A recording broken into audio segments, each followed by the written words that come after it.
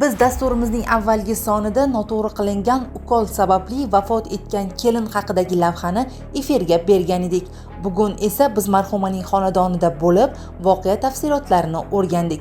Marhuma ayolning qarindoshlarini ma'lum qilishicha, ayol tug'ilgan kunini chet elda nishonlash uchun oldindan davolanish maqsadida 5-yanvardan buyon shifokorga qatnab yurgan. Ma'lum bo'lishicha, marhumani o'sha kuni shifokor o'z uyiga olib ketgan va o'sha yerda narkoz bergani aytilmoqda. Telefon bo'ldi, opamning ishchilari opangizni mazasi bo'lmayapti, kelasizmi dedi.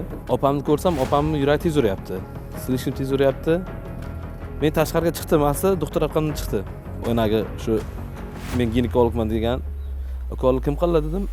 Ukolni men qildim dedi. U ayol o'z og'zi bilan shu ishchilarga, o'g'limga dozani ziyod qildim degan.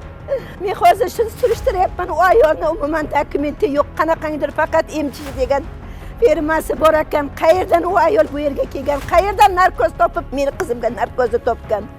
Men 15 yillik tajribam bor edi, 15 yil ichida qanaqa ukol qilishni men bilaman-da. Marhumaning yaqinlari ayolning hayotini saqlab qolish uchun ancha harakat qilishgan. Asli chiqdim, skoriya telefon qildim. Qizarish boshlagan, badanlar ko'karish boshlagan.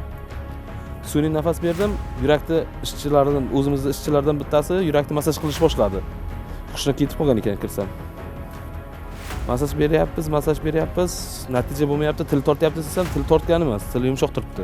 Bemorning ahvoli yomonlashgandan so'ng darhol Payariq tumani 1-son tibbiyot birlashmasiga olib kelishgan. Yo mashina joni uzildi, yo litsenziyada 2-etajdan tushirgan vaqtida joni uzildi. Obordim. Men bildim yo bilmadim, ko'zini anosiga qaraganda ko'zini qaroqchili уже yorilgan ekan, kattarib ketgan ekan. Biz shifokor bilan suhbatlashmoqchi bo'lib, uning ishxonasiga bordik, ammo u yerda hech kim yo'q ekan.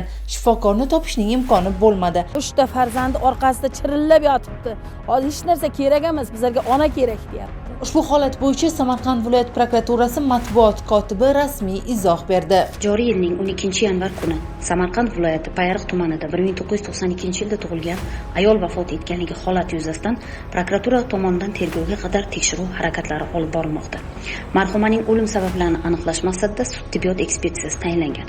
Tekshirish harakatlari har tomonlama, to'liq va xolisona o'tkazilishi va natijasi bo'yicha qonuniy qaror qabul qilinishi ta'minlanadi. Taras Yo'ldoshev va Qobur Musulmonqulov, Samarqand.